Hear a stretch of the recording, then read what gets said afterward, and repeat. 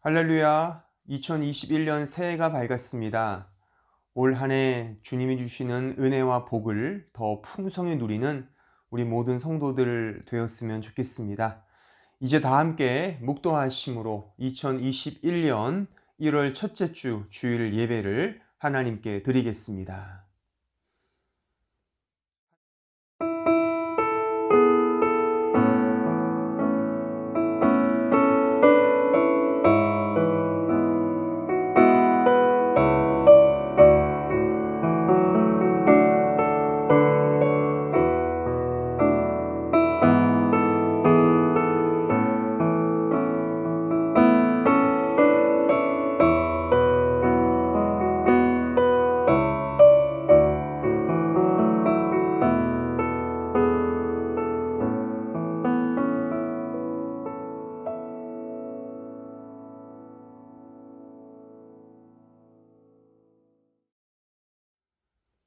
하나님은 영이시니 예배하는 자가 신령과 진리로 예배할지니라. 아버지 하나님 감사합니다.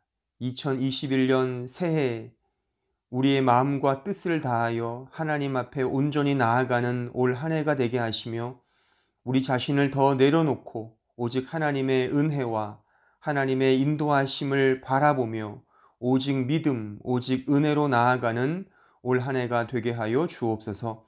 이런 마음으로 이 첫째 주일 예배로 나아가오니 이 예배를 받아주시며 오직 하나님 한 분으로 가득 채워지는 은혜의 시간으로 역사하여 주옵소서.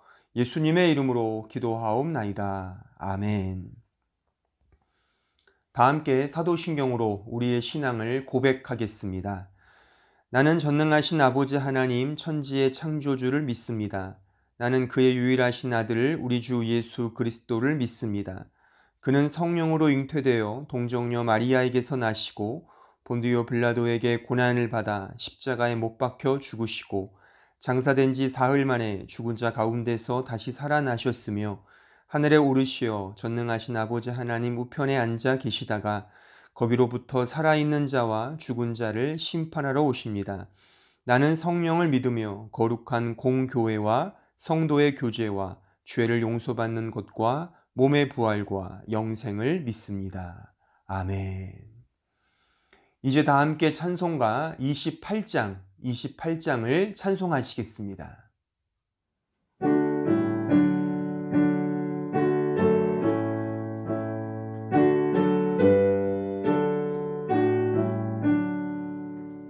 복의 근원 강림하사 찬송하게 하소서.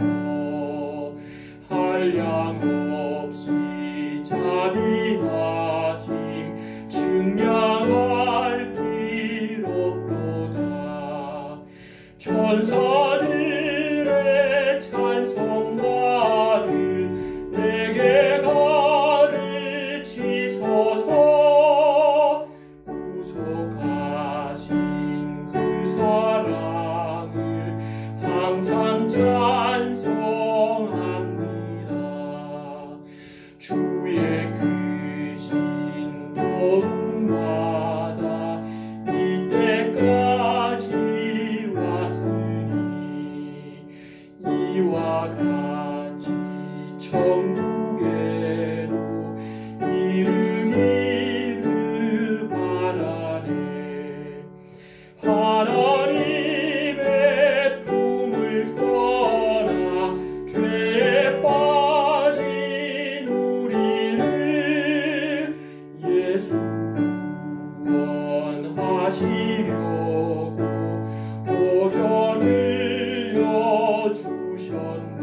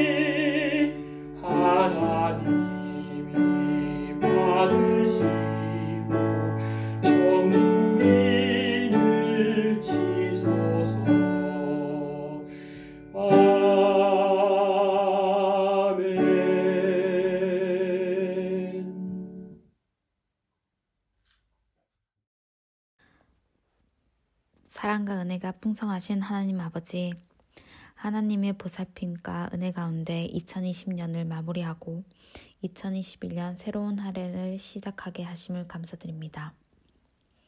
주님의 뜻을 알지 못하고 우리의 생각과 뜻에 따라 살아왔습니다.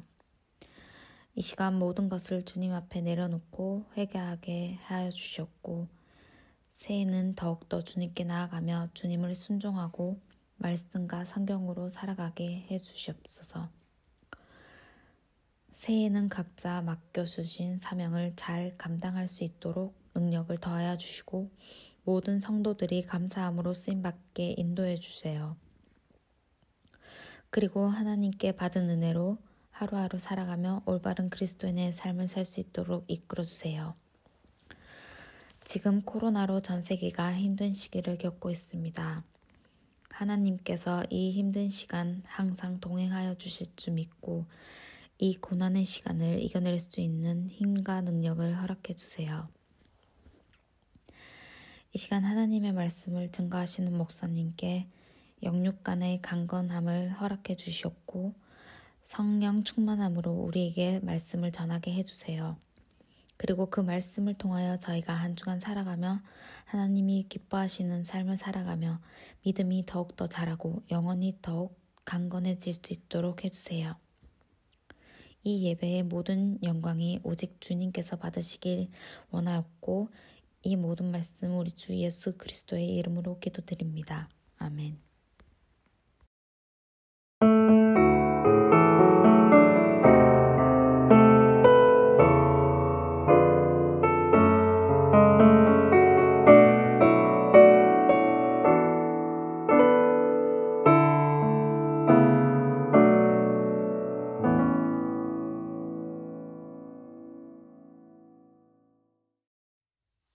이제 다 함께 준비하신 헌금을 하나님께 드리겠습니다.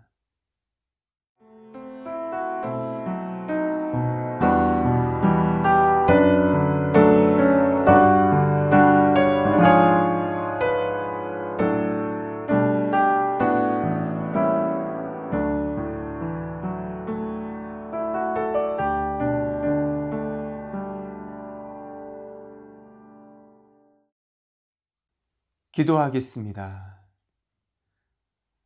아버지 하나님, 이 시간 우리의 마음을 이 예물에 담아 드립니다. 이 헌금을 받아주시고 또한 우리의 마음도 받아주시옵소서. 우리의 연약함을 아시는 주님, 우리를 불쌍히 여기시고 이 세상에 살면서 오직 하나님 한 분으로 만족하며 오직 믿음으로 나아가는 우리의 심령들 되게 하여 주옵소서. 우리의 어려움과 힘듦과 연약함과 여러 가지 궁핍함을 아시는 주여, 이 모든 것들이 하나님의 뜻인 줄 믿사오니 이 안에서, 이 상황 속에서, 이 환경 속에서 오직 하나님을 바라보는 그런 믿음으로 반응하는 주의 백성들 되게 하여 주옵소서. 우리의 살 것은, 우리의 살아감은 세상의 떡이 아닌 하나님의 유일하신 말씀임을 늘 기억하며 그 말씀 안에서 자족하며 그 말씀 안에서 은혜를 누리며 그 말씀 안에서 복을 누리는 우리 귀한 주의 백성들 될 수 있도록 축복하여 주시옵소서. 예수님의 이름으로 기도하옵나이다. 아멘.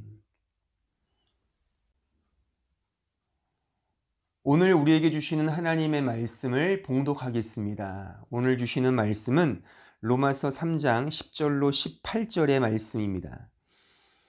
기록된 바 의인은 없나니 하나도 없으며 깨닫는 자도 없고 하나님을 찾는 자도 없고 다 치우쳐 함께 무익하게 되고 선을 행하는 자는 없나니 하나도 없도다.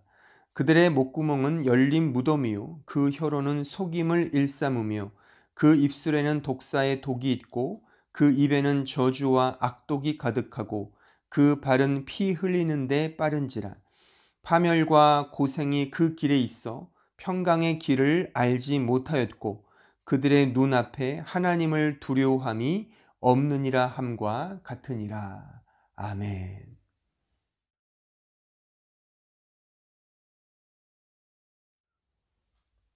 로마서 강의 36번째 시간입니다.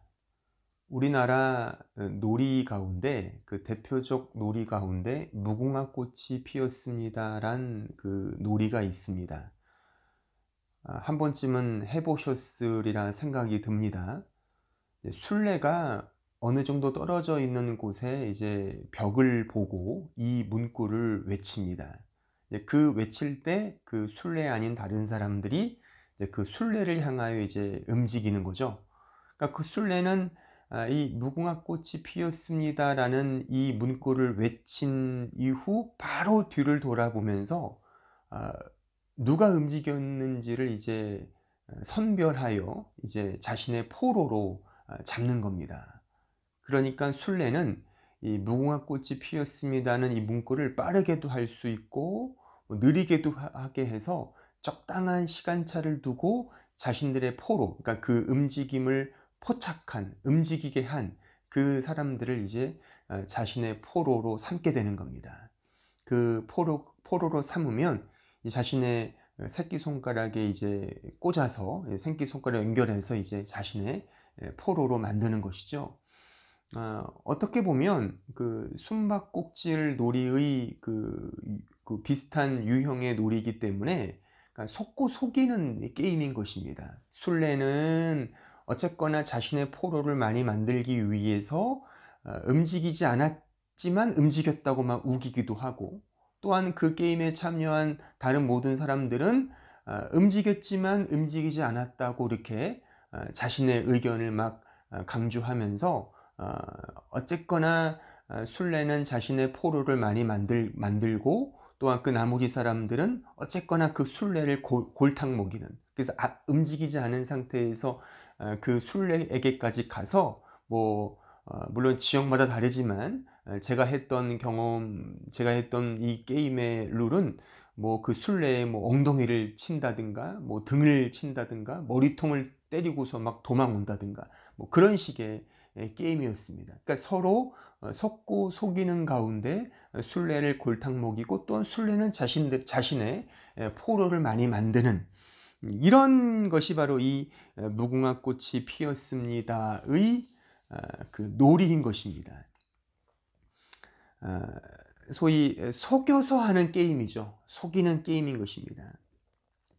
물론 놀이니까 그럴 수 있다고 봅니다. 그런데 저는 목사로서 이 안에, 이런 게임 안에 담겨진 어떤 그 인간의 본성, 또한 인간의 그 성향의 어떤 방향 등을 좀 생각해 보았습니다. 또한 그것이 말하자면 오늘 우리가 본문을 이해하는 하나의 유비적, 그 비유적 틀이라고 생각을 합니다. 그러니까 무엇보다 모든 놀이와 또 지금 제가 언급한 이 무궁화 꽃이 피었습니다의 이 게임은 룰이 있습니다. 그러니까 게임을 즐기기 위한 룰이죠. 그러니까 인간이 만들어낸 룰입니다. 그러니까 그 룰 안에서 그 게임에 참여한 사람들이 이제 재미있고 즐겁게 즐기는 것입니다. 근데 그 룰의 핵심은 잘 속이고 재미있게 속이며, 그래서 상대를 자신의 지배하에 두고자 하는 그 인간 통치와 그 지배력의 발산이라고 말할 수가 있는 거죠. 다시 말하면 이런 룰을 선정하여 인간이 서로 간에 합의하여 그 카테고라이징을 한다는 겁니다. 그러니까 카테고라이징 무슨 말인 줄 아시겠습니까? 어떤 범주로 분류하거나 나누는 거죠. 그렇죠? 룰을 정한다는 겁니다. 그 룰을 통해 속이고 속는 그런 과정을 그 게임을 통해 연발해내고 유발해낸다는 것입니다. 여러분들은 오늘 이 본문을 읽으시면서 어떠셨습니까? 좋으셨습니까? 아니면 기분이 나쁘셨습니까? 힘드셨습니까? 혹은 아무 생각이 없으셨습니까? 솔직히 말해서 인간은 이런 유의 말씀을 사실 읽기를 꺼려합니다. 또한 듣기도 싫어합니다. 그러니까 당신은 죄인이다 라는 말씀이지 않습니까? 오늘 본문이요. 그러니까 의인은 없나니 하나도 없고 다 죄인이라는 겁니다. 그러니까 이런 말씀을 인간은 대할 때, 그러니까 정상적인 보편적인 인간이라면 사실 납득하기 쉽지 않습니다. 받아들이지 못합니다. 그래서 보편 인간은 이런 류의 말씀을 조작합니다. 자신이 받아들이기 용이한 것으로 변형시킵니다. 또한 쉽게 인간의 틀에 맞게끔 바꿔버립니다. 그러니까 인간이 합의하여 카테고라이징을 한다는 거죠. 그렇죠? 그러니까 하나님께서 계시하신 그 말씀에 따라 생각하고 행동하는 것이 아니라 인간 스스로가 서로 담합하고 합의하여 카테고라이징한, 그렇게 구분짓고 분류하고 나눈 그런 카테고리 안으로 그런 룰을 만들어서 그것을 자기 것으로 받아들인다는 것입니다. 저는 이 로마서를 지금 계속 설교하면서 사실 대부분의 신자들은, 저도 예전엔 그랬지만, 이 로마서에서 가르쳐주는 이 진리와 복음과 말씀대로 받아들이고 이해하기보다는 자꾸만 내 입맛에 맞도록 카테고라이징을 했다고 저는 생각을 합니다. 왜냐하면 이 말씀 그대로 이해하면 너무 아프고 너무 힘들고 내 자신이 너무 초라해지고 심지어 불쾌하게 되며 너무나도 자기 자신이 망가지는 것을 자기 스스로 가만히 놓아둘 수가 없기 때문에 어떤 식으로든 선을 긋고 내가 만족할 만한 어떤 룰을, 어떤 틀을, 어떤 카테고리를 만든다는 것입니다.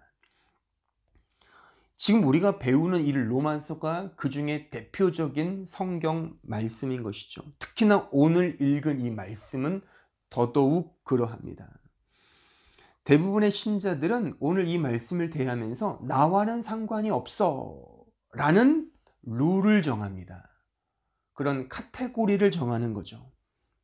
근데 이것이 개인만이 아니라 어떤 그룹, 어떤 교회, 어떤 집단, 어떤 교단, 어떤 교파, 전체 교회까지 그렇게 서로 합의를 하는 거죠.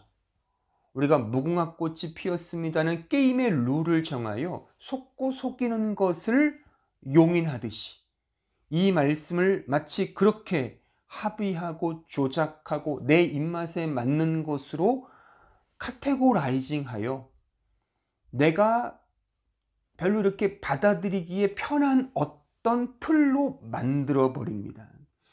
그렇게 되면 이 말씀을 통해 내 자신의 민낯을 정확하게 정직하게 볼 수가 없게 되는 것이죠. 왜요? 이게 당연히 그런 거죠. 기분 나쁜 것들은 쏙 빼고 그런 개념들은 놓아두기 때문에 그런 상태에서 내가 받아들이는 것은 이 말씀의 진의일 수 없죠. 다 우리가 할 수 있는, 해야만 하는, 나를 더 이렇게 북돋게 해주는, 나를 더 멋지게 치장해주는 그런 것으로만 치장해버리고 변형시켜 버린다는 것입니다. 이것은 성경이 말하는 복음도 진리도 또 하나님의 뜻도 아닌 것입니다. 새해가 밝았습니다. 제가 이 새해 벽두에 지금 이 로마서 강해를 계속 진행하는 이유는 바로 여기에 있습니다. 그러니까 새해에 많은 사람들은 소위 다짐이라는 것을 하죠. 그런데 보십시오. 자신에 대해서 정확하게 알지 못한 채 어떤 것을 다짐하고 바꾼다? 그것은 빈 껍데기에 지나지 않습니다. 따라서 저는 오늘 이 주어지는 설교 말씀을 통하여 여러분들의 실존적 내면을 정확하게 직시하기를 저는 바랍니다. 그래서 나 자신을 정직하게 돌아보면서 은혜의 복음으로 가야만 하는 그 정당성과 그 필연성을 오늘 이 말씀을 통해 배우고 깨달아 올 한 해 정말 내 뜻에 맞는 복음이 아니라 내 구미에 맞는 진리가 아니라 내 성향과 내 기질에 어울리는 신앙생활이 아니라 하나님의 뜻에 맞는 하나님의 진리에 부합된 하나님의 말씀에 언제나 함께하는 그런 신앙생활로 영위하고 그렇게 나아가는 우리 모든 신자, 우리 모든 성도들이 되기를 진심으로 바랍니다. 그런 의미에서 오늘 이 설교 말씀을 잘 들어 주시기 바랍니다. 오늘 본문은 우리에게 분명히 말씀하고 있습니다. 제가 다시 이 말씀을 읽진 않겠습니다. 한번 여러 번 읽어보십시오. 여러 번 읽어보십시오. 이런 말씀이잖아요. 인간은 죄인이다. 이거죠. 의인은 없나니 하나도 없다. 한 명도 없다는 겁니다. 다 이 진리에 대한 깨우침이 없다는 겁니다. 하나님을 찾는 자도 없다는 겁니다. 오히려 다 치우쳐서 무익하게 되는 겁니다. 이 무익하다는 말의 의미는 썩어진다는 겁니다. 썩어진다. 음식물에 곰팡이가 이렇게 끼듯이 그런 걸 의미하는 거예요. 전혀 무익한 것입니다. 그러니까 선을 행하는 자가 없는데 한 명도 없다는 것입니다. 이런 말씀 아닙니까? 또한 이 사실을 더 직설적인 이런 비유로 우리에게 설명해 주고 있습니다. 인간들의 목구멍은 열린 무덤과 같다. 한번 무덤이 열려 있다고 생각을 해 보십시오. 그리고 그 열려져 있는 무덤을 지금 보고 있다고 생각해 보십시오. 끔찍하죠. 끔찍하죠. 그 혀에는 거짓과 속임이 가득합니다. 그 입술에는 독사의 독이 있다는 겁니다. 그래서 저주와 악독만이 가득하다는 겁니다. 그러니까 인간이 내뱉는 모든 말, 물론 이것은 비유긴 하지만 이 말씀을 그대로 직접적으로 우리가 적용을 해도 마찬가지입니다. 사실 우리가 하는 말 속에 다른 사람들을 격려하고 칭찬하고 높이는 것이 얼마나 됩니까? 우리는 다 사실 우리의 입으로 누구를 까고 비판하고 가십하고 막 남을 헐뜯는 그런 자리는 너무 즐겁죠. 시간 가는 줄 모르죠. 남을 칭찬하거나 격려하거나 누구를 위해 기도를 하는 그 시간은 얼마나 지루합니까? 그렇잖아요. 솔직히 그렇지 않습니까? 이게 우리의 실존이라는 겁니다. 심지어 우리의 발은 피를 흘리는데 빠르답니다. 그러니까 사람을 해하고 고통을 안겨주는 데에 더 능하다는 거죠. 그래서 파멸과 고생의 길만이 우리의 역사 앞에, 우리의 개인적 역사든 이 세상의 역사든 다 이런 것으로 점철된다는 사실입니다. 심지어 창조주 하나님을 두려워하지 않습니다. 나를 창조하시고 나를 만드신 하나님에 대하여 인간은 그분을 경외하기는커녕 또한 두려워하기는커녕 그를 모욕하고 그를 비난하고 그를 힐난하며 업수히 여기는 것이 우리 인간의 존재이며 실존이라고 하는 것입니다. 그러니까 은혜를 모르는 사람, 복음을 모르는 사람들에게 지금 제가 설명한 이 오늘 본문이 설명한 것은 사실 상식입니다. 상식입니다. 그런데 문제는 신자에게조차도 이런 사실이 언제나 우리에게 상식이 되어버렸다는 것입니다. 그러니까 신자에게 이 오늘 말씀은 우리의 처음 순간, 그러니까 처음 자리를 깨닫게 하는 진리의 말씀이죠.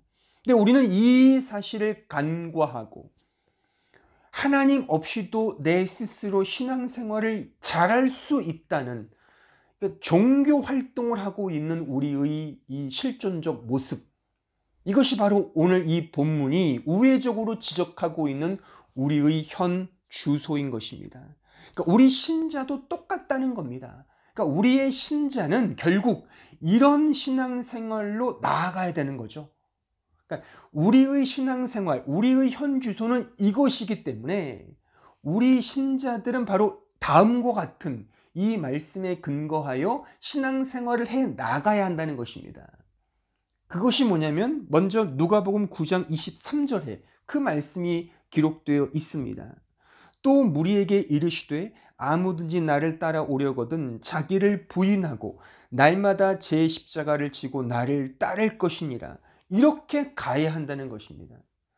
우리 안에 이런 실존적인 죄의 이 죽을 몸에 깃들고 있는 이 죄의 영향이 있기 때문에 우리는 매 순간 나 자신을 부인하고 십자가를 지고 주님을 쫓아가야 하는 이 신앙생활을 해야 한다는 것입니다. 내가 어떤 부분에 나를 쌓아가고 나를 높이고 이런 내 실력을 연마하고 내 인격을 수양하여 정말 어떤 거룩한 어떤 이런 멋진 모습으로 나를 만들어가는 것이 아니라 언제나 나를 부인하고 예수 십자가 앞에 나를 언제나 못 박는 그 길로 가야 하는 것이 진정한 신앙생활이라는 것입니다. 또한 갈라디아서 5장 24절을 보십시오. 그리스도 예수의 사람들은 육체와 함께 그 정욕과 탐심을 십자가에 못 박았느니라. 보십시오. 예수의 사람들은 어떻게 한다고요?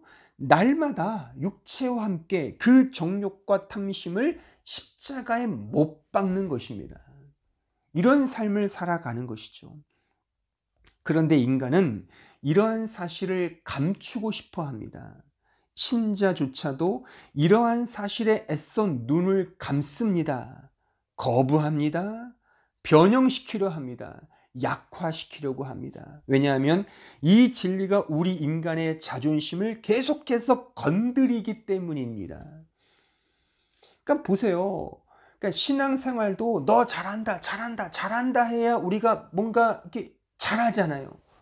근데 이런 말씀, 말하자면 이런 말씀, 너를 죽여야 돼, 십자가에 못 박아야 돼, 이렇게 말하면 사실 우리 인간의 본성상 싫죠.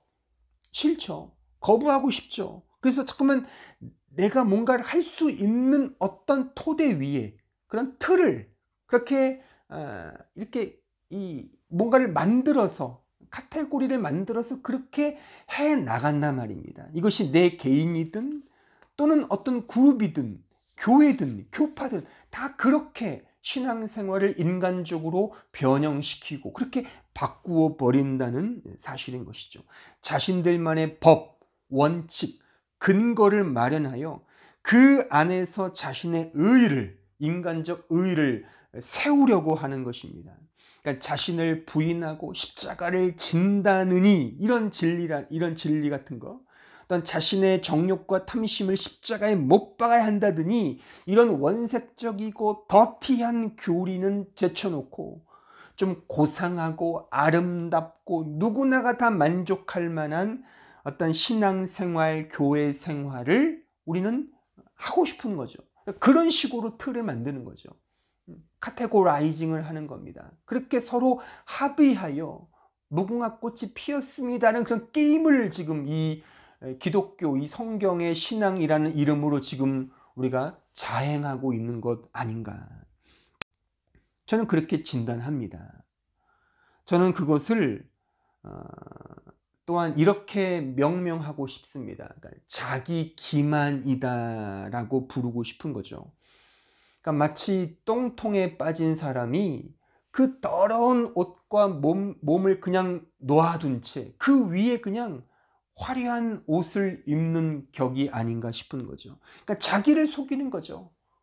자기를 기만하는 겁니다. 이 자기 기만을 저는 오늘 설교의 제목으로 은유적으로 제가 표현을 해본 겁니다. 무궁화꽃이 피었습니다. 이렇게 우리는 다 자기만의 룰을 정해서 성경이 말하는 룰이 아니라 하나님의 뜻과 말씀과 그 계시의 의지적 표현이 아니라 내가 하고 싶은 대로 내 멋대로 룰을 정하여 이런 종교 게임을 지금 즐기고 있는 것이 아닌가. 그러니까 인간들끼리 서로 합의하고 그래서 서로 속고 속이는 이런 종교적 게임을 지금 하고 있다고 저는 냉정하게 지적하고 싶습니다.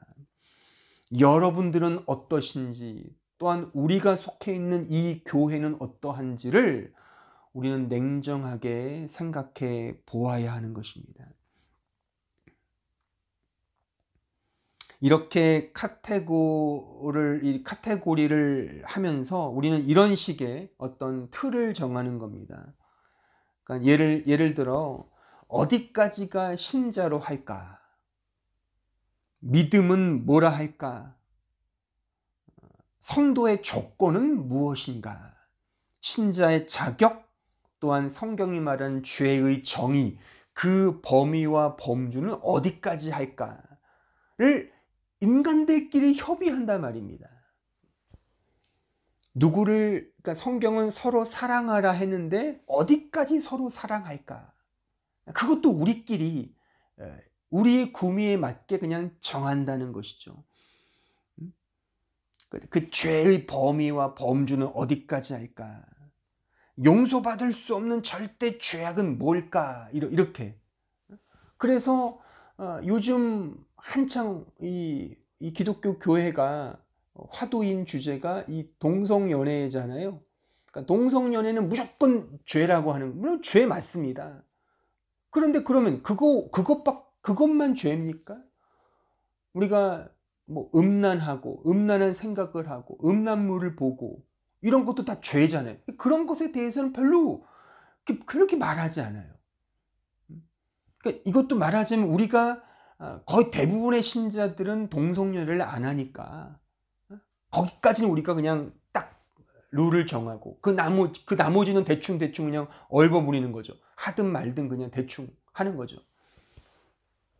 그러니까 이게 뭡니까 이게? 그러니까 이런 식으로 모든 것들을 다 자기 이 편한 대로 이렇게 규를 정하고 룰을 정하고 규율을 정하고 이렇게 카테고라이징을 한다는 것이죠. 그러니까 이것이 말하자면 우리가 앞서 살폈던 표면적 유대인, 표면적 신자라고 하는 거죠. 그러니까 표면적 유대인들은 나는 혈육적으로 유대인이다. 나는 할례를 받았어. 나는 율법을 받은 나는 택한 백성이야. 요 범주 안에 들면 그들은 그냥 하나님 백성으로 인정되는. 근데 성경은 그렇게 말한 적이 없습니다. 그러니까 구약 성경을 봐도 하나님의 백성은 그런 의미로 주어지지 않았습니다. 근데 유대인들은 그것만 보는 거죠. 그것만 보는 겁니다. 그러니까 지금 우리가 마치 우리가 할 수 있는, 하고 싶어 하는 것만 정해서 이것만이 우리가 나아가야 될 신앙의 범주다 이거죠. 이것만이 교회 생활이다. 그런 게 어디 있냐 이거죠. 그것 자체가 제가 좀 설명하겠지만 그런 자체의 카테고라이징을 하는 이유는 결국 내 의를 드러내기 위해서, 내 행위를 돋보이게 하기 위해서. 난 이렇게 하고 있어. 난 이렇게 멋지게 종교 활동하고 있어. 난 이렇게 금식하고 있어. 나는 이렇게 기도하고 있어. 난 이렇게 뭔가를 열심히 섬기고 있어. 충성하고 있어. 누구보다 난 나은 존재라는 것을 이렇게 막 거들먹거리며 드러내고 싶어 하기 때문에 이런 인간적, 율법적인 근거, 인간의 틀, 카테고라이징이 계속 역사 속에서 언제나 끊이지 않고 또 재생되고 또 재생되고 새롭게 나타나고 있다는 그런 사실인 것입니다. 우리는 모두 실존적으로 죄 아래 있음에도 불구하고 죄와는 상관없는 자처럼 생각하고 행동하게 만드는 그런 룰과 카테고리를 우리 자신과 교회가 그렇게 만들어 간다는 것이죠. 그렇게 되면 내 자신의 민낯을 우리는 정직하게 대면할 수가 없는 것입니다.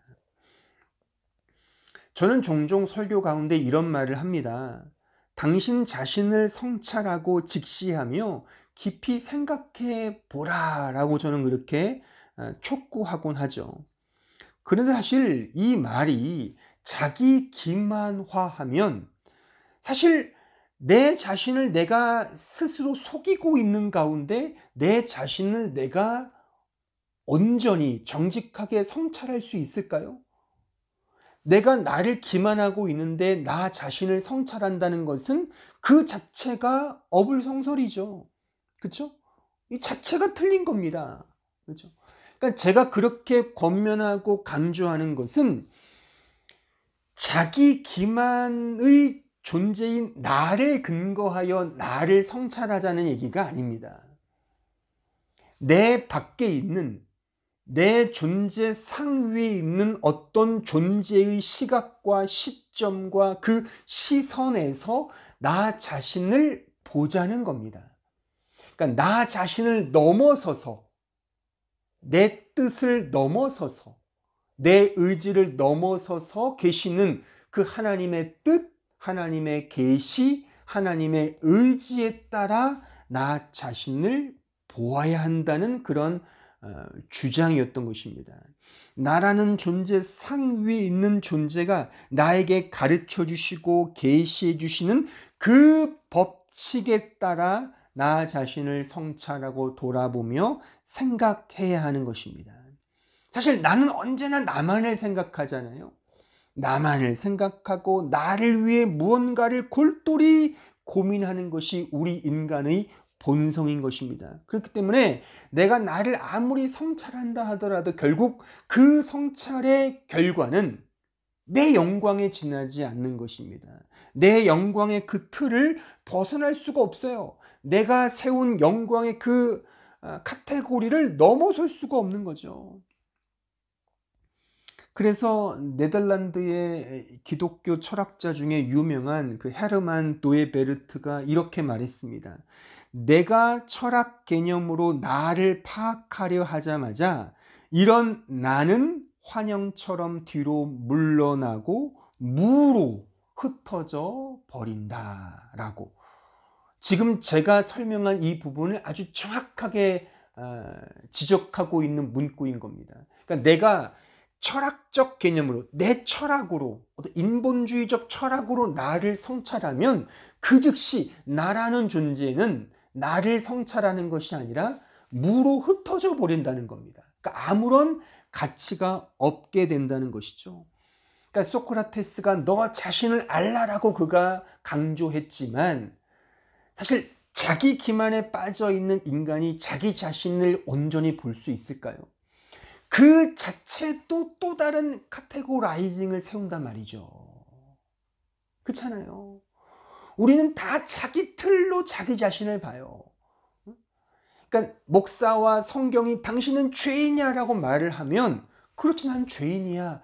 그렇게 우리는 카테고라이징을 해서 내가 죄인이라고 하는 사실을 딱 받아들여요. 근데 그것은 성경이 말하는 본래의 정말 실존적이고 이 무게 있는 그런 교리의 진술이 아니라 그래 나는 부족해, 난 연약해, 뭐 그 정도로 카테고리화하여 그렇게 자기 자신을 적용한단 말입니다. 그러니까 이렇게 하면 성경의 말씀, 복음의 진리를 정확하게 우리는 이해하거나 깨달을 수가 없습니다. 이렇게 다 자기 식대로 카테고라이징을 하면 그 안에서 죽었다 깨나도 정직하게 내 자신을 바라볼 수가 없습니다.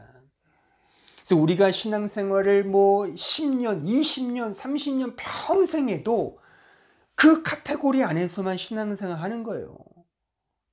그러니까 그 카테고리에 어떤 넘어서는 조금이라도 좀 어긋나는 것을 듣거나 혹은 뭔가 이렇게 읽게 되면 이것은 뭐 아니 거부하고 뭐 완전히 그냥 잘못된 것을 치부해버리고 또 적대하고 막 싸우고 그렇게 되는 것이 지금 우리네 신앙생활이 아닌가 저는 그렇게 지적하고 싶습니다.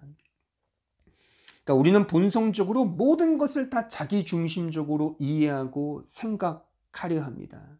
그러니까 이 자기 중심성을 깨부수지 않으면 우리는 언제나 이 카테고리 안에서, 이 틀 안에서, 이 룰 안에서 언제나 내 자신을 위한 신앙생활, 내 자신을 위한 교회 생활을 해 나갈 뿐입니다. 근데 재밌는 건 좀 암담한 것은 그런 사람들이 다 교회를 잡고 있으니까 사실 그렇게 다 가는 겁니다. 다. 그렇게 카테고리화된 율법화된 인간의 의를 챙겨먹는 그런 식으로 모든 교회와 대부분의 신자들이 그렇게 카테고리화 되었기 때문에 그것을 떠나면 뭔가 내 신앙이 없는 것처럼 또 그렇게 취급받고 그렇게 비판받고 비난받는 것이 지금 우리가 살고 있는 이 현재 이 우리의 신앙의 현 주소가 아닌가 그렇게 씁쓸하게 저는 진단하고 싶습니다. 그러니까 자기 중심적 이 틀을 깨야 합니다. 이 카테고라이징을 부숴야 합니다. 근데 내 스스로는 안 돼요. 그러니까 이것마저도 하나님의 은혜와 믿음으로 해 나가야 한다는 것입니다. 잘 생각해 보십시오. 이거는 정말 매우 중요한, 그러면서도 어떻게 보면 매우 기본적인 성경의 진리임에도 불구하고 우리는 여전히 이 카테고리화된, 그 틀화된 그 안에서 모든 말씀과 모든 내용들을, 이렇게 진리들을 수용하기 때문에 이 진리가 진리대로 자기에게 다가오지 않는 것입니다. 그러니까 여러분들이 신앙의 어려움, 영적으로 이렇게 다운되는 시기에 접어들면 대체로 무엇을 합니까? 무엇을 하십니까? 한번 잘 생각해 보십시오. 여러분들이 뭔가 신앙적으로 이렇게 침체기에 접어들면 어떤 반응을 보이시냐는 겁니다. 그러니까 어떻게 하느냐도 사실 율법적 질문이죠. 그래서 우리는 이런 영적 침체를 벗어나기 위해 어떤 행위로 또 나아갑니다. 뭐 예를 들면 뭐 안 하던 뭐 새벽 기도회를 한다든가, 뭐 잘 먹던 뭐 밥을 굶고 금식 기도를 한다든가, 뭐 소위 일천번제를 드리는 그런 행위로, 이런 행위화된 카테고리로 자신을 집어넣습니다. 나는 신앙적으로 침체되니까 이런 행위를 통해 다시 나는 만회해야 돼 하는 식으로 말이죠. 그러니까 이 자체의 카테고리가 문제라는 겁니다. 제가 말하고자 하는 것은. 네? 이해가 되십니까? 그러니까 우리는 대부분이 이렇게 뭔가 내가 열심을, 그러니까 신앙이 좋다는 것도 행위로 점수를 따려 하고, 또한 그렇게 못하는 것도 내가 행위를 못하기 때문에 못하니까 다시 행위를 해야 된다는 식으로 율법화된 신앙으로 다시금 간다는 거죠. 그럼 계속 다람쥐 쇠바퀴 돌아가듯이 그냥 돌아가는 겁니다. 그 안에서 진정한 자유함을 누리지 못한 채 율법으로 시작하여 율법으로 가게 되는, 그러니까 성경이 말하는 복음의 자유함을 누리지 못한 채, 자유함을 누리지 못한 채 계속 내가 뭔가를 내 힘으로 해야만 하는 그런 것을 우리의 신앙으로 삼고 그렇게 경주를 하더라는 겁니다. 한번 잘 생각해 보십시오. 열왕기상 19장에 보면, 자, 부엘세바의 그 로뎀 나무에서 기진맥진하고 있는 엘리야를 만나게 됩니다. 근데 하나님께서 그 기진맥진하여 영적으로 침체되어 있는 그 엘리야를 어떻게 세우시는 줄 아십니까? 오히려 그의 자아와 욕망을 뭉개버리십니다. 그는 열심히 있었던 사람이었거든요. 근데 그 열심을 뭉개버리시면서 오히려 호렙산으로, 그러니까 신의 산으로 가게 하셔서 거기서 이런 것을 경험케 하십니다. 그 말씀을 한번 읽어보겠습니다. 자, 열왕기상 19장 9절로 10절을 같이 읽어보겠습니다. 엘리야가 그곳 굴에 들어가, 그러니까 이제 호렙산으로 간 겁니다.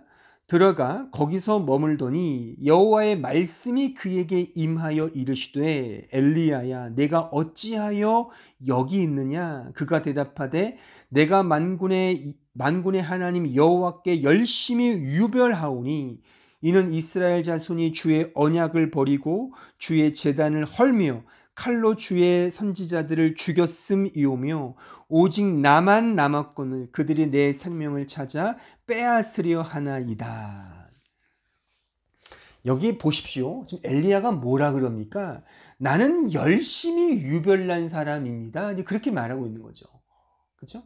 이렇게 열심히 있는데 그 열심을 왜 몰라주시며 이렇게 고난과 어려움을 주십니까? 그런 말인 거예요. 이런 항변인 거죠. 근데 이런 엘리야를 하나님이 어떻게 회복시키시고 다시금 갱신시키시며 변화시키시느냐? 그 오늘 읽은 말씀 다시 보시면 이런 재미난 표현이 있죠. 뭐 재미난 건 아니지만 의미가 참 유별납니다. 뭐냐면 여호와의 말씀이 그에게 임하여 이르시되 라고 되어 있어요. 그러니까 이것이 하나님께서 엘리야를 다시금 회복시키신 그 말하자면 핵심적 키워드입니다. 그러니까 여호와의 말씀이 그에게 임하여 이르시되, 이 부분을 히브리어 성경으로 보면 이렇게 되어 있어요. 따바르 야훼 엘라우 바이 아마르. 이 아마르가 동사입니다. 즉 그가 대답했다 이겁니다. 하나님이 대답했다. 따바르 야훼, 여호와의 말씀으로 엘라후, 엘리야에게. 그러니까 이 표현이 참 유별난 게 뭐냐면, 보세요. 여호와께서 엘리야에게 말씀하셨다 하면 되는데 그게 아니라 따바르 야훼, 여호와의 말씀을 그가 그에게 대답했다 그겁니다. 그러니까 이 문장 속의 핵심은 여호와의 말씀이죠. 그러니까 하나님께서 말씀으로 그에게 말씀하셨다는 겁니다. 말씀으로 그에게 대답했다는 거죠. 그러니까 우리 신앙이 침체되고 영적으로 다운됐을 때 그 다운으로부터 회복될 수 있는 유일한 길은 하나님의 말씀을 접하는 겁니다. 그 말씀이 그에게 들어오는 겁니다. 그냥 말씀을 읽고 이런 차원이 아니라 아까 제가 말씀드렸듯이 내 자신을 내 틀로 보는 것이 아니라 하나님의 말씀으로 나를 본다는 겁니다. 하나님의 말씀으로 나를 보면 나는 아무것도 아니구나. 내 열심과 내 노력은 아무것도 아니었구나. 오히려 쓰레기였구나. 하나님이 다 하신 거구나.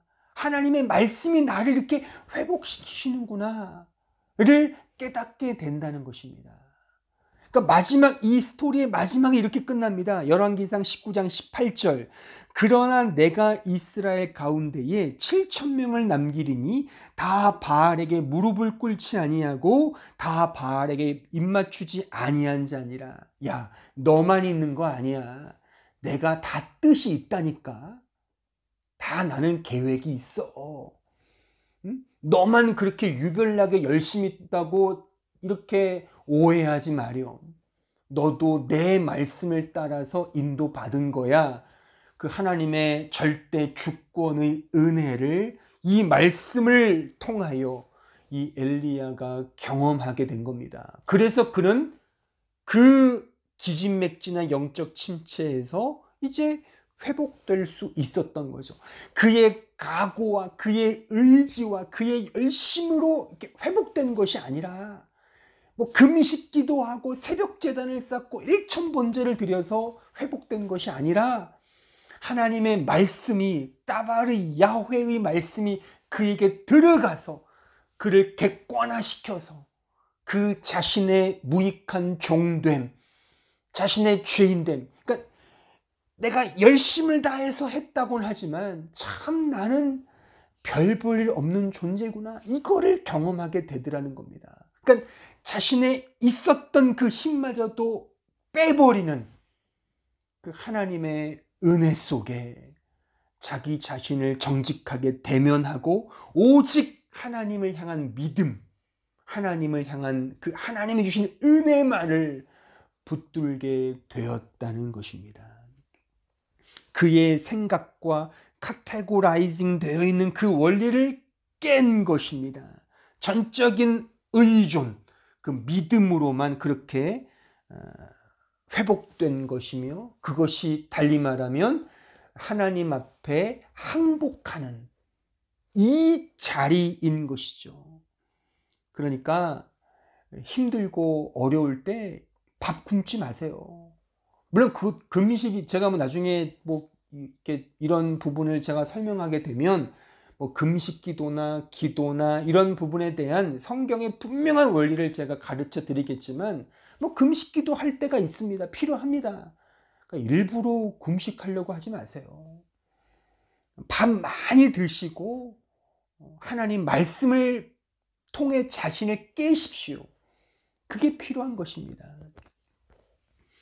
그러니까 신앙의 근본 동인이 있습니다. 이 베이직 모티브라고 하는데, 이 베이직 모티브, 이 신앙의 기본 동인, 근본 동인이 있습니다. 근본 동인은 내가 아닙니다. 인간이 아닙니다. 하나님입니다. 인간이 아닌 하나님의 말씀이 이 베이직 모티브가 되어야 하는 것이죠. 내가 나를 이끄는 것이 아닙니다. 내가 결정하고 내가 결심해서 내 노력으로 신앙생활을 영위하는 것이 아니라 하나님께서, 하나님의 말씀이 나를 이끌도록 해야 하는 것입니다.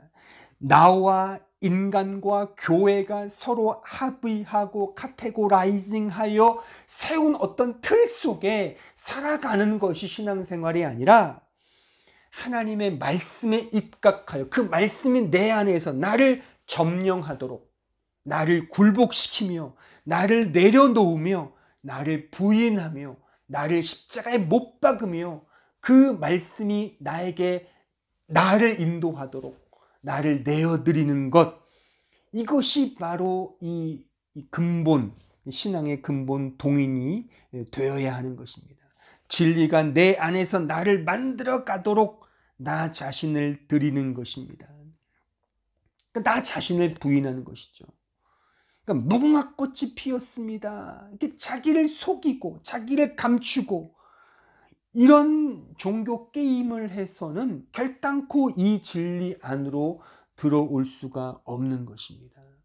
언제나 우리는 하나님께로 가야 합니다. 하지만 인간은 자꾸만 하나님께로 가기보다는 자기 자신을 위한 아방궁을 쌓고 또한 인간 사회 속에서의 어떤 명분과 예의와 어떤 에티켓이라는 그런 측면에서 그런 인간이 만들어낸 틀 속에서 인간의 시선과 인간의 어떤 안목을 중시 여기고 거기에 집착하여 우리의 신앙생활과 우리의 이 교회 생활을 영위하려고 한다는 것이죠.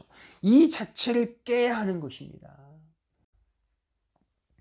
제가 이민교회를 하다 보니까 이민교회, 우리 교회뿐만 아니라 대부분의 독일이든 미국이든 저희 형도 지금 미국에서 이민 목회를 하고 있습니다.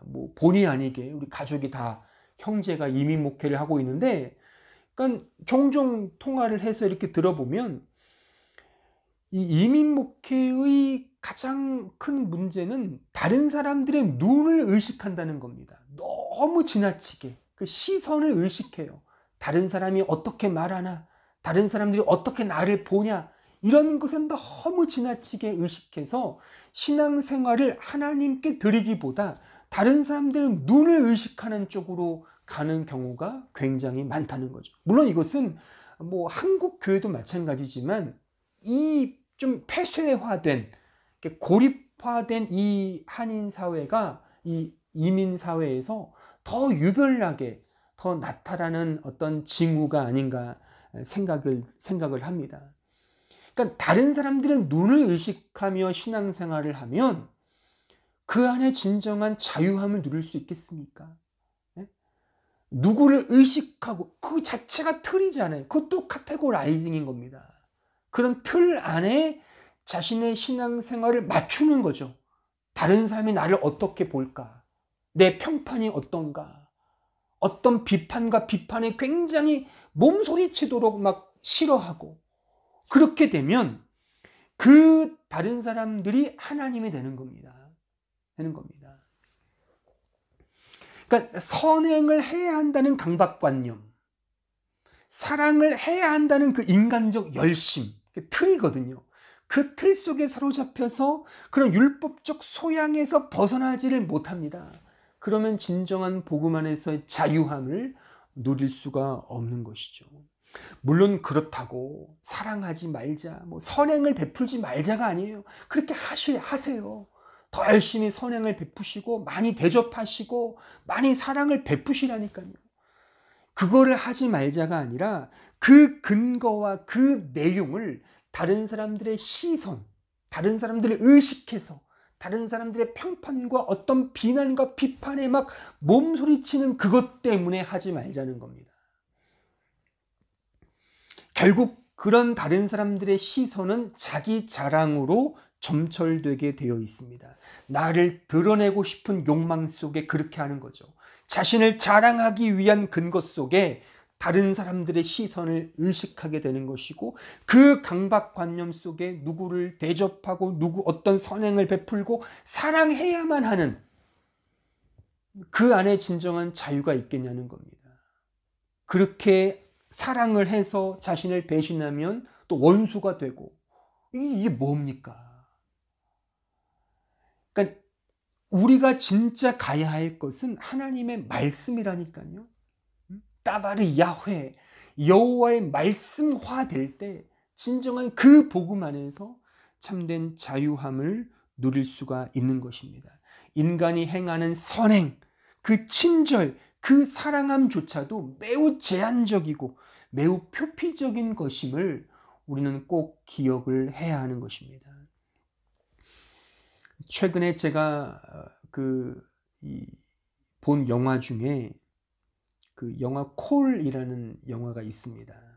뭐 제가 스포일러를 다 스포일러를 하면 안 되기 때문에 나중에 찾아서 보십시오. 정식으로 보십시오. 핵심되는 부분이 그런 거죠. 거기에 이제 박신혜라는 그 여배우가 등장하잖아요. 근데 그 사람이 뭐 어떻게 해서 20년 시간을 초월해서 20년 전에 어떤 여자와 친구가 됐어요. 근데 선의로 그 20년 전에 살고 있는 그 친구의 목숨을 구해줍니다. 그 자체는 매우 선행이에요. 선의죠. 근데 그 선의와 그 선행이 악마와 같은 결과로 이어지게 됩니다. 이것이 인간의 선의 제한성이라는 겁니다. 내가 아무리 선이라고 해도 그것은 선이 아닐 수 있다는 겁니다. 내가 아무리 사랑이라고 해도 그것이 사랑일 수 없다는 겁니다. 아시겠습니까? 그 영화를 한번 보십시오. 보시면 잘 이해가 될 겁니다. 내가 아무리 선의를 가지고 그렇게 한다 하더라도 심지어 인간은 그 선조차도 컨트롤할 수가 없습니다.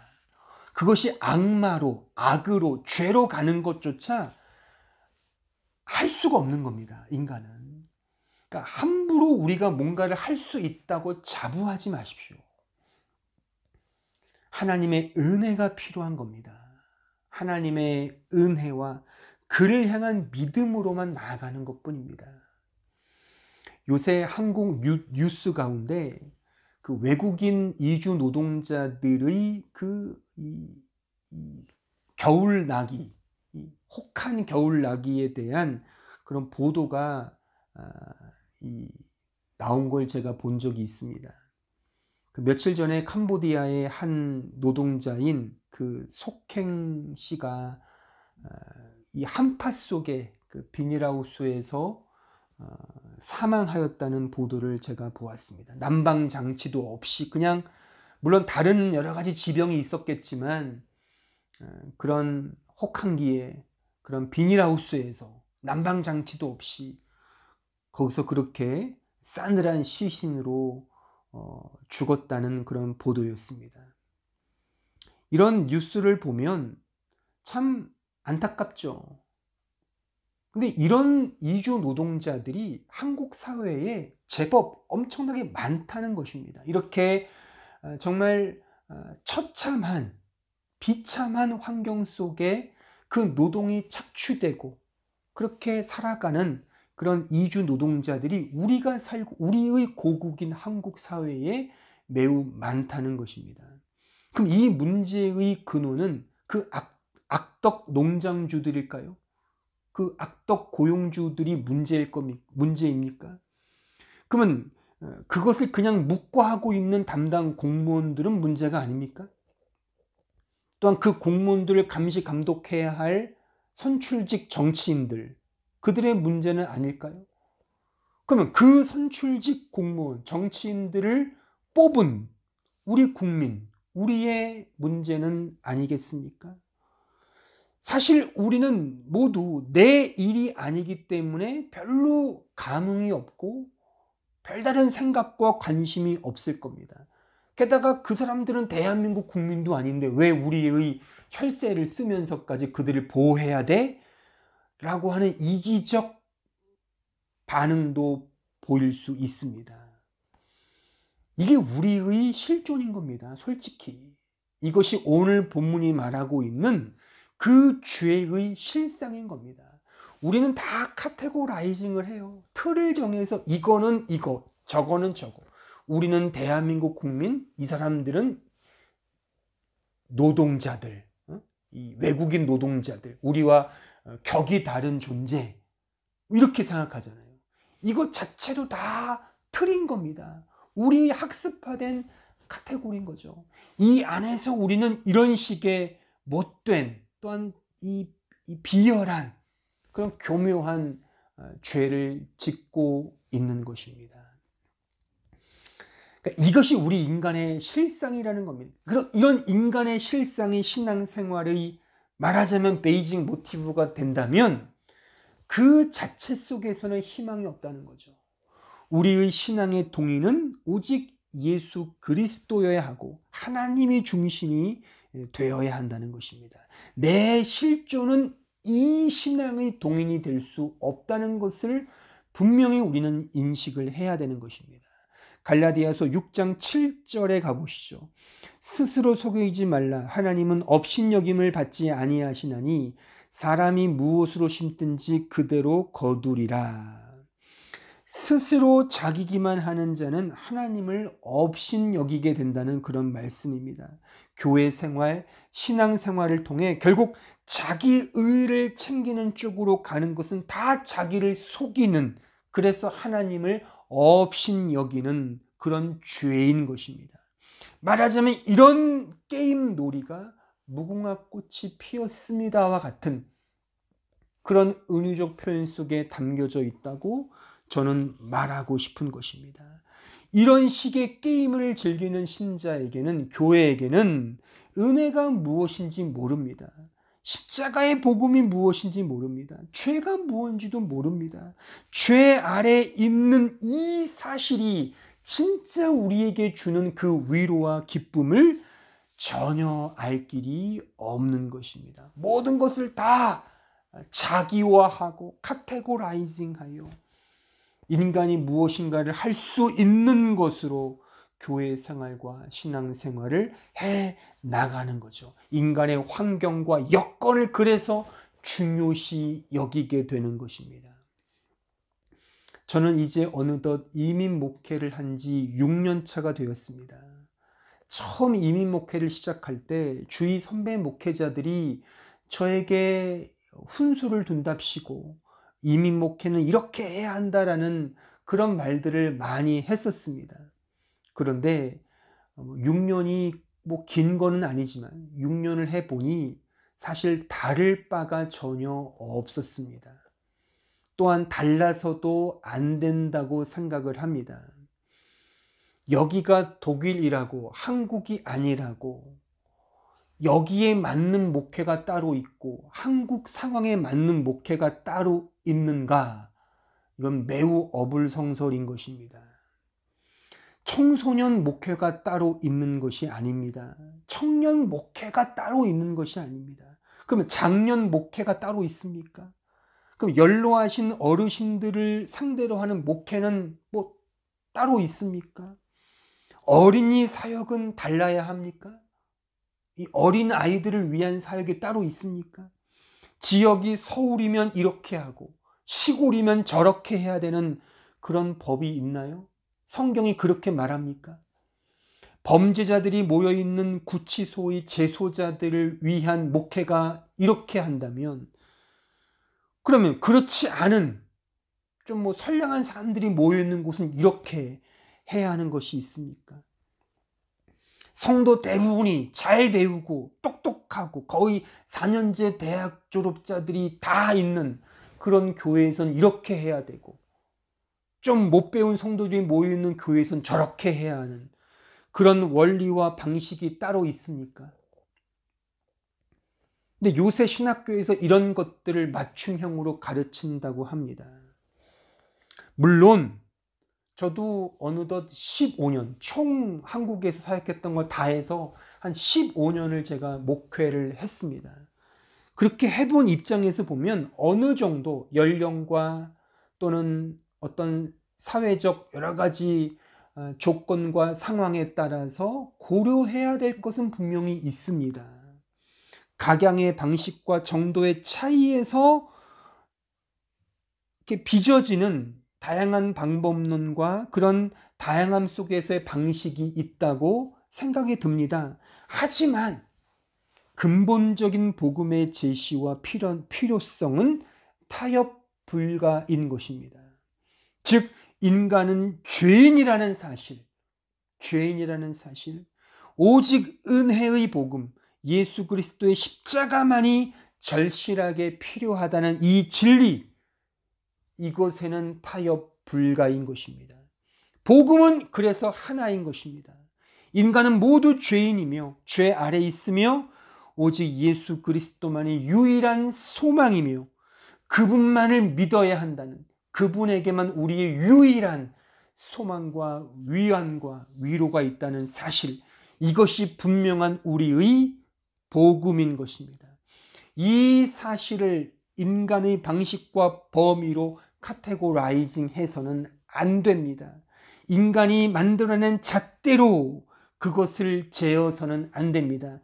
이것은 이런 처지니까, 이것은 이런 환경이니까, 이런 여건이니까 이게 맞추어서 해야지 라고 하여 복음을 변형시키거나 변개시킨다면 그것은 복음이 아닙니다. 복음은 가감없이 지금 제가 설명한 이 본문이 지적하고 있는 이 말씀만을 분명히 가감없이 전해야 하고 가르쳐야 하며 또한 배워야 하고 깨닫기 위하여 기도해야 하는 것입니다. 요한일서 1장 9절로 10절에 가보시죠. 만일 우리가 우리 죄를 자백하면 그는 미쁘시고 의로우사 우리 죄를 사하시며 우리를 모든 불의에서 깨끗하게 하실 것이요 만일 우리가 범죄하지 아니하였다 하면 하나님을 거짓말하는 이로 만드는 것이니 또한 그의 말씀이 우리 속에 있지 아니하니라. 내 존재가 죄인임을 깨닫고 고백하는 그 자리가 진정 신앙의 베이직 모티브라고 하는 그런 말씀인 것입니다. 이 진리를 거부하거나 이 진리를 외면하면 그런 자와 그런 신앙을 행하는 사람들은 하나님을 거짓말쟁이로 만드는 것이다 라고 오늘 이 말씀이 우리에게 가르쳐 주고 있습니다. 계속하여 요한일서 2장 1절로 2절에 가보시죠. 나의 자녀들아 내가 이것을 너에게 쓰면 너희로 죄를 범하지 않게 하려 함이라. 만일 누가 죄를 범하여도 아버지 앞에서 우리에게 대언자가 있으니 곧 의로우신 예수 그리스도라. 그는 우리 죄를 위한 화목제물이니 우리만 위할 뿐 아니요 온 세상의 죄를 위하심이라. 이 죄를 아는 자, 진정한 자기 자신 이런 죄인임을 깨닫는 자에게 예수 그리스도의 십자가의 은혜가 깃든다고 하는 그런 말씀인 것입니다. 사랑하는 성도 여러분, 새해입니다. 2021년이 밝았습니다. 새해 벽두의 설교치고는 너무 기운 빼는, 어떻게 들으면 아무것도 하지 말라, 오직 믿음으로 하나님을 바라봐라, 이런 또 말씀이니까 기운 빼는 그런 말씀인지는 모르겠지만 이 진리야말로 우리가 올 한 해 꼭 마음에 새겨야 할 말씀입니다. 내가 할 수 있다는 그 얄팍하고 교묘한 자기 기만적 수순을 떨쳐버리십시오. 무궁화 꽃이 피었습니다로 자기를 속이지 말고 정직하게 하나님 앞에 서십시오. 게임하려고 하지 말고 룰을 정하고 카테고라이징하여 자꾸만 내가 할 수 있는 속고 속이는 그런 종교 게임을 하려고 하지 마시고 자기 기만을 그 말씀 앞에 세우십시오. 카테고라이징하고 있는 자기 개인적 이기주의든 집단적 이기주의든 간에 정직하게 말씀의 빛 앞에 세우십시오. 그러면 자신의 영적 민낯이 조금씩 드러나게 될 것입니다. 그러면 이런 질문에 분명히 맞닥뜨리게 될 것입니다. 그 질문은 바로 이것입니다. 그럼 이제 죄인인 우리의 유일한 소망은 무엇인가? 죄인인 우리에게 진정한 소망은 무엇인가? 그 소망은 오직 예수 그리스도입니다. 그래서 예수만을 붙드는 겁니다. 내가 가진 모든 것들은 다 배설물, 쓰레기로 여기고 오직 예수 그리스도만을 믿고 의지하고 바라보는 것입니다. 빌립보서 3장 4절로 9절의 말씀, 이 사도 바울의 고백을 한번 들어보십시오. 그러나 나도 육체를 신뢰할 만하며 만일 누구든지 다른 이가 육체를 신뢰할 것이 있는 줄로 생각하면 나는 더욱 그러하리니 나는 8일 만에 할례를 받고 이스라엘 족속이요 베냐민 지파요 히브리인 중에 히브리인이요 율법으로는 바리새인이요 열심으로는 교회를 박해하고 율법의 흐로는 흠이 없는 자라.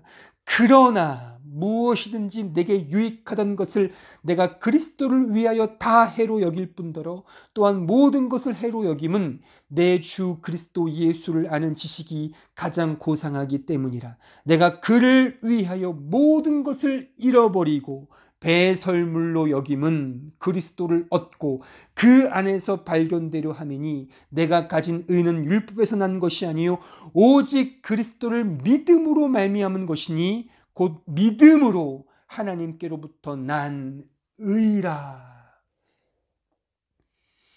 내 생각으로 나를 보는 것이 아니라 하나님의 시선과 그의 은혜의 관점에서 나를 보면 내가 가진 모든 것은 다 배설물과 쓰레기에 불과하구나를 깨닫게 될 것입니다. 나는 정말 더럽고 추잡하고 비열하고 야비한 자기 자랑, 자기 사랑에 흠뻑 빠져 있는 그런 죄인 중에 괴수임을 발견하게 될 것입니다. 그래서 나의 유일한 소망은 오직 예수 그리스도밖에 없구나. 이 고백이 나오게 된다는 것입니다. 인간은 부패해질 수 있고 더러워질 수 있으며 악해질 수 있는 그런 존재가 아닙니다. 뭐뭐 할 수 있는 그 정도의 존재가 아닙니다. 전적으로 타락한 존재입니다. 전적으로 토탈 디프레버티, 전적 타락인 것입니다. 그래서 인간은 어떤 나름의 노력을 통해 개과천선할 수 있으며 어느 정도의 개선과 고침과 변화를 지향하는 존재가 아닙니다. 그럴 수 없습니다. 완전히 타락하고 더럽고 비열하고 교활한 존재가 우리 인간인 것입니다. 이것을 깨달으셔야 합니다. 남의 얘기가 아니라 내가 이런 존재구나를 깨달으셔야 합니다. 그래서 예수가 절대적으로 필요하며 그 예수만이 절대적 소망입니다를 고백하는 것입니다. 그 예수만이 믿음으로, 그 예수만을 믿음으로 의지하는 것입니다. 처음도 그러했고 과정도 더 그러하며 결과 역시 더 그러하다는 사실입니다. 예수를 믿는 것이 그냥 처음 신앙생활에만 필요한 것이 아니라 그 십자가의 은혜는 처음, 과정, 결과 속에 모든 것들을 다 포함하여 예수의 십자가의 은혜, 그 예수만이 우리에게 유일한 소망인 것입니다. 이 소망을 믿음으로 더 바라보고 더 의지하는 올 한 해가 되길 진심으로 바랍니다. 다 함께 기도하겠습니다. 오늘 말씀을 생각하시면서 우리 자신을 돌아보시고 나는 과연 어디를 향해 가고 있는지, 올 한 해 내가 세운 목표와 목적이 바로 오늘 주어진 이 말씀인지, 이 말씀이어야 합니다. 이 말씀이어야 합니다. 나 자신의 무익함을 깨닫고 오직 예수 그리스도만을 소망하며 내 가진 모든 것들은 다 배설물이요 쓰레기임을 고백하며 오직 예수 안에 참된 소망을 찾는 이 믿음으로 나아가는 올 한 해가 되게 해달라고 다 같이 함께 합심하여 통성으로 기도하겠습니다. 은혜로우신 주님, 저희들을 불쌍히 여겨주시고 오늘 말씀을 통하여 저희들 우리가 하지 모든 것을 배설물이요 쓰레기 기억하고 오직 하나님만을 바라고 의지하는 우리를 될 수 있도록 주여 축복해 주시고 역사하여 주옵소서. 저희들을 불쌍히 여겨주시고 하나님 아버지 함께 하시고 주옵소서.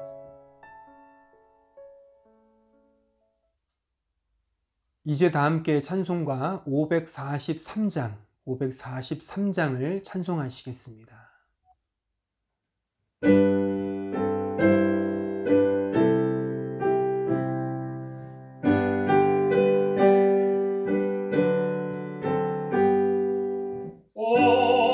어려운 일 당할 때 나의 믿음 적으라. 의지하는 내 주를 더욱 의지합니다. 세월 지나갈수록 의지할 것뿐일세. 무슨 일을 당해도 예수 의지합니다.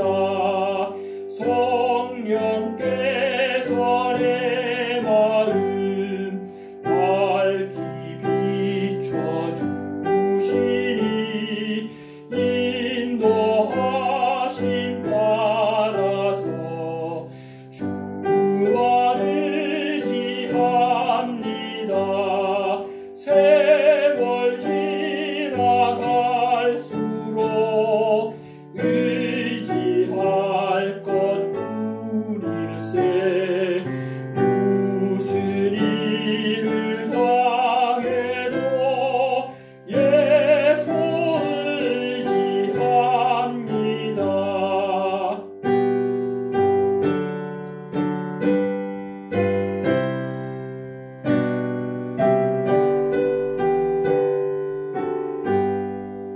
밝을 때의 노래와 어두울 때의 기도로 위태할 때 도움을 주께 간구합니다.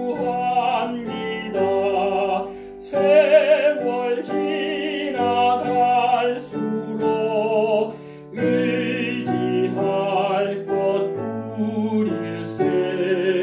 무슨 일을 당해도 예수 의지합니다. 생명이 있을 동안에 예수 의지합니다. 천국 올라가도록 의지할 것뿐일세. 세월 지나갈수록 의지할 것뿐일세. 무슨 일을 당해도 예수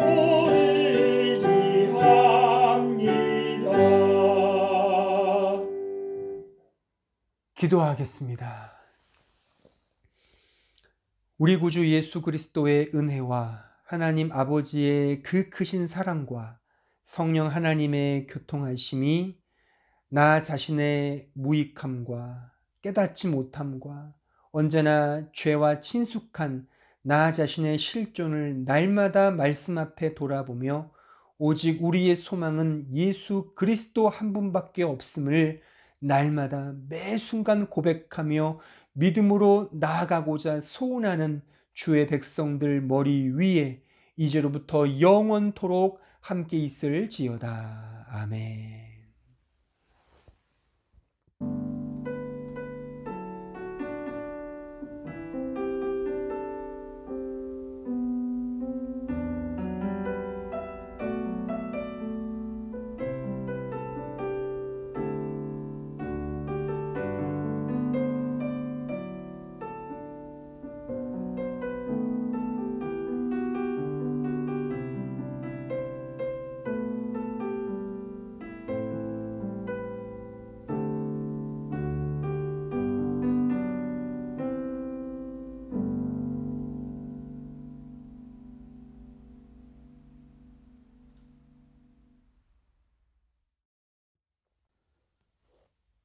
교회 소식을 알려드리겠습니다. 2021년 새해가 밝았습니다. 우리 모든 성도들 새해 복 많이 누리시고 올 한 해 주의 은혜와 위로와 평강이 가득하길 진심으로 기원합니다.